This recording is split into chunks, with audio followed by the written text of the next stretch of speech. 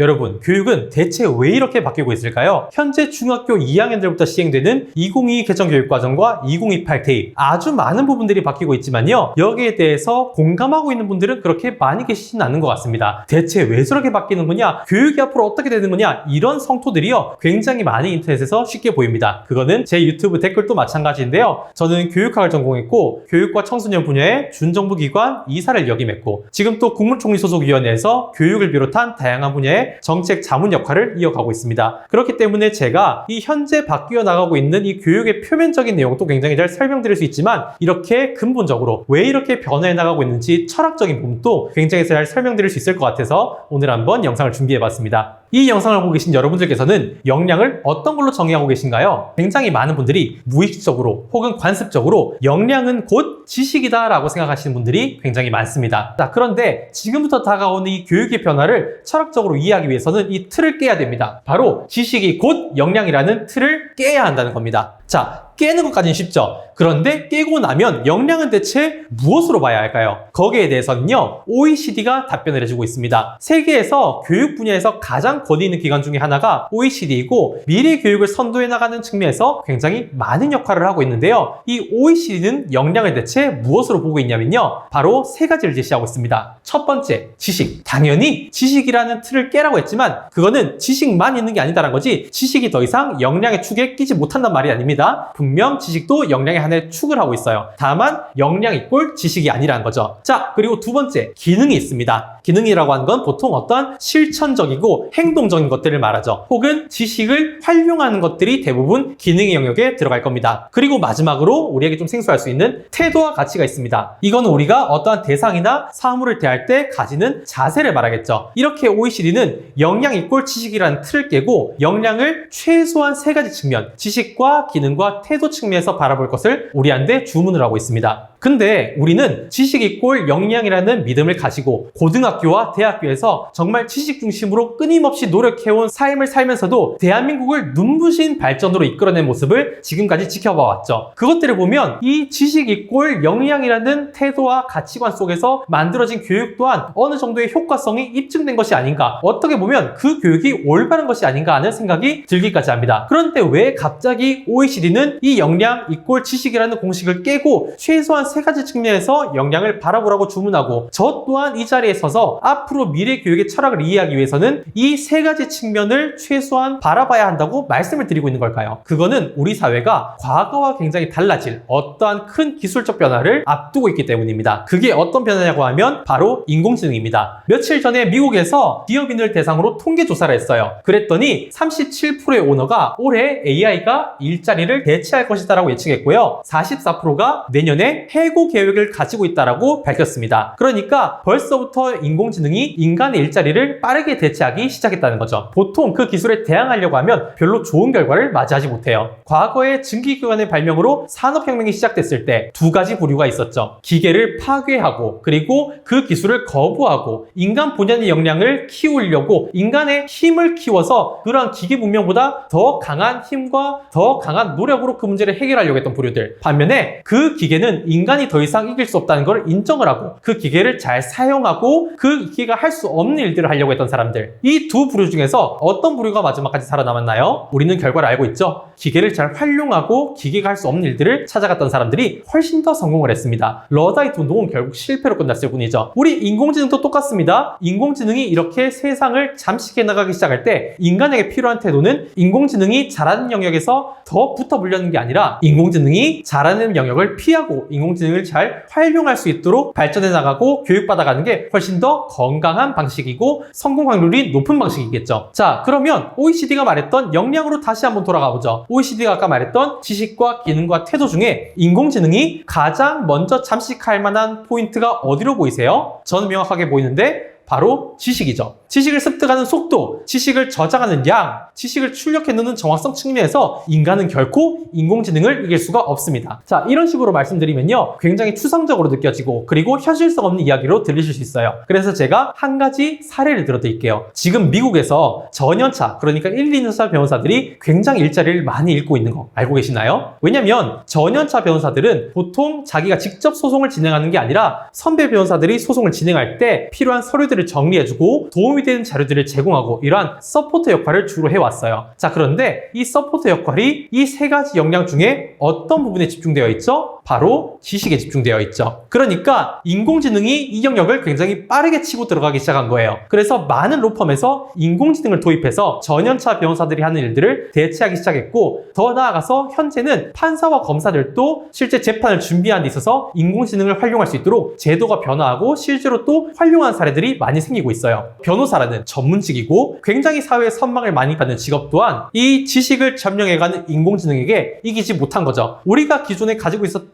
다양한 직업에 대한 인식들과 고정관념들 이제 다 탈피하셔야 됩니다. 정말 모든 직업과 역량에 대한 시각을 지식과 기능과 태도 중심으로 바꾸셔야 되고요. 그 중에서 지식이 인공지능한테 가장 빨리 점령당할 역량이라는 사실을 인정하고, 우리는 이제 기능과 태도 중심으로 역량과 교육과 직업에 대한 시각과 태도를 바꿔 나가야 됩니다. 자, 교육도 이런 맥락 안에서 변하고 있는 거예요. 과거의 교육은 지식 중심이었죠. 하지만 미래 교육은 기능과 태도 중심이라고 보셔야 됩니다. 여기에서 중간에 선을 딱 그어 놓고요. 위에 있는 거는 과거 교육, 밑에 있는 거는 미래 교육이라고 이해하시면요. 사실 교육의 거의 대부분의 철학적 문제들을 이해하실 수가 있습니다. 실제로 우리 교육은 굉장히 기능과 태도 중심으로 빠르게 변화하고 있었어요. 제가 하나의 예시를 들어드릴게요. 저는 교대를 나왔기 때문에 전 사실 초등교육을 제일 잘 아는데요. 제가 현재 학교 현장을 바탕으로 우리나라 교육이 어떻게 기능과 태도 중심으로 변해가고 있는지 한번 보여드릴게요. 자, 2000년대 초등학교와 2023년도의 초등학교가 어떤 식으로 수업과 형태가 많이 바뀌고 있는지 우리 한번 알아보겠습니다. 자, 2000년대 초등학교를 다니셨던 분, 혹은 그 이전에 초등학교를 다니셨던 분들, 자기가 학교에서 어떤 식으로 수업을 들었는지 한번 생각해 보세요. 학교 교실에 딱 들어갑니다. 앉아요. 선생님이 일어나서 수업을 시작하시죠. 아이들은 쥐 죽은 듯 조용하게 수업을 들어야 됩니다. 선생님이 40분 동안 열심히 떠들어요. 학생들이 말할 기회도 물론 있죠. 언제? 발표시킬 때. 발표시키면 일어나서 10초, 20초, 길어봐야 1분 말하고 바로 자리에 앉습니다. 그러면 선생님은 또 계속 떠들죠. 선생님이 떠들면서 뭘 해요? 판서를 합니다.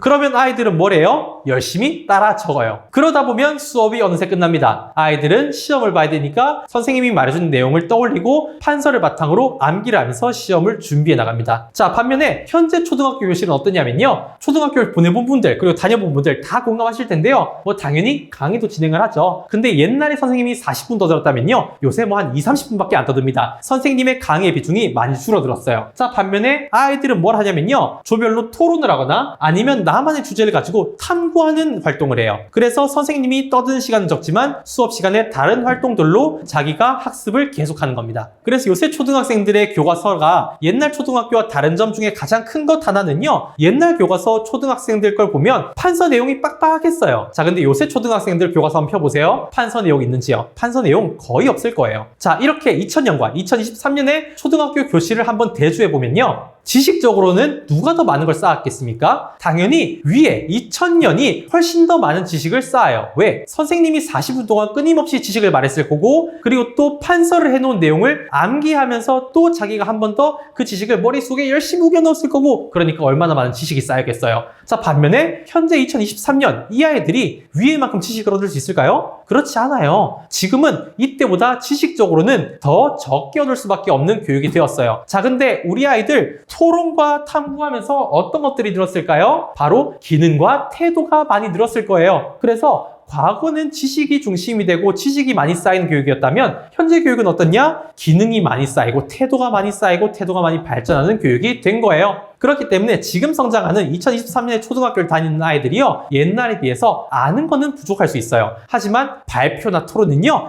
옛날 초등학생에 비할 바가 아니에요. 훨씬 더 잘할 거예요. 자, 근데 생각해보세요. 인공지능이 대두되고 인공지능이 인간의 역할을 대체하기 시작할 때 2000년도의 아이가 직업을 먼저 뺏길까요? 2023년의 아이가 직업을 먼저 뺏길까요? 저는 직관적으로 얘가 더 직업을 늦게 뺏길 거라는 생각이 드는데요. 자, 근데 우리가 역량 이꼴 지식이라는 생각을 가지고 있으면요. 얘는 그냥 어떻게 보여요? 그냥 멍청한 애로 보여요. 왜? 지식이 더 적잖아요. 여기에서 많은 분들이 불만을 토로하세요. 왜냐? 지식적으로 봤을 때는 그냥 부족해 보이기만 하거든요. 자, 근데 이거를 역량이라는 게 지식뿐만이 아니라 기능과 태도까지 포함된 가치라는 걸 생각하면 어때요? 얘도 굉장히 건전하게 성장하고 있는 거죠. 지식은 내려놨지만 그 빈 공간에 훨씬 더 가치 있는 걸로 채우고 있는 거죠. 그래서 저는 이렇게 초등교육이 비록 배우는 건 적어졌을지언정 훨씬 더 긍정적인 개선이 되었다고 생각을 하는 사람이에요. 자, 지금 2022 개정교육과정과 2028 대입도 이러한 철학적 근거 안에 변해가고 있어요. 제가 뒤에 영상들을 통해서 꾸준히 어떠한 변화가 이루어지고 있는지는 말씀을 드리겠지만 오늘은 평가가 변화하고 있는 부분에 대해서만 좀 설명을 드려볼게요.